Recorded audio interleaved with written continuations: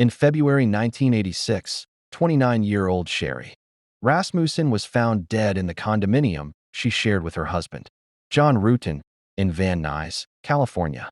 Sherri had been married for just 3 months and was working as a nursing director at Glendale Adventist Medical Center. She was well respected in her field and known for her intelligence and dedication. On the morning of February 24th, John left the house early for work. Later that evening, he returned home and found his wife's body. She had been badly beaten and shot 3 times. A quilt had been placed over her body, and there were signs of a struggle in the living room. A shattered glass door and some missing items led detectives to believe it was a burglary gone wrong. From the beginning, the case was treated as a home invasion. Police suspected that 2 men involved in a series of burglaries in the neighborhood could be responsible.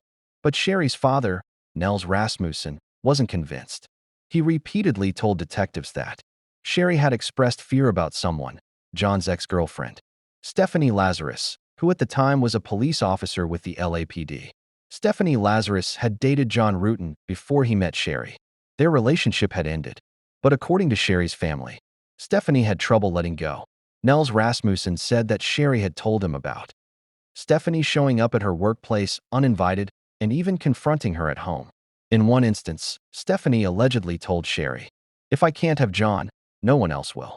Despite this, detectives did not focus on Lazarus. Her name was briefly mentioned in the investigation notes, but no one followed up on her.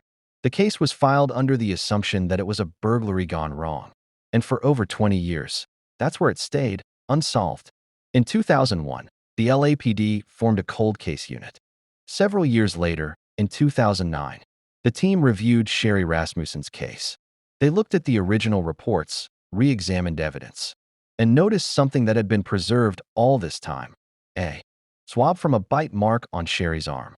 Advances in DNA technology made it possible to test the swab again. When the results came back, the DNA didn't match any male suspect. It was from a woman. This changed everything. Investigators quietly reopened the case and looked back at people close to Sherri. When they saw Stephanie Lazarus's name again, now with DNA evidence suggesting a female attacker, they began to investigate her seriously for the first time. Detectives knew they had to be careful. Stephanie Lazarus was still working with the LAPD, now as a detective. If she found out she was under investigation, she could destroy evidence or use her position to interfere. So they kept everything quiet. To confirm the DNA match, they needed a fresh sample from Lazarus. Undercover officers followed her until she threw away a cup while out in public. They retrieved it and sent it to the lab. The results came back. Her DNA matched the bite mark found on Sherri Rasmussen's arm. With this evidence, investigators moved forward. On June 5, 2009, more than 23 years after Sherri's murder, Stephanie Lazarus was arrested at her workplace. She was charged with first-degree murder. During the trial in 2012, prosecutors laid out their case. They said Lazarus had entered the condo while John was at work, confronted Sherri, and attacked her. Sherri fought back, hence the bite, but was ultimately overpowered. She was beaten, shot, and left to die.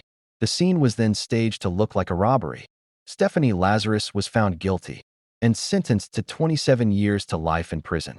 After the trial, many questions were raised about the original investigation. Why wasn't Lazarus seriously considered back in 1986? Despite the warnings from Sherri's father, some believed her position as a police officer may have shielded her from scrutiny. Others questioned whether the investigation had been mishandled, or if there had been an effort to protect one of their own. Sherri's family, especially her father Nels, never gave up hope that the truth would come out.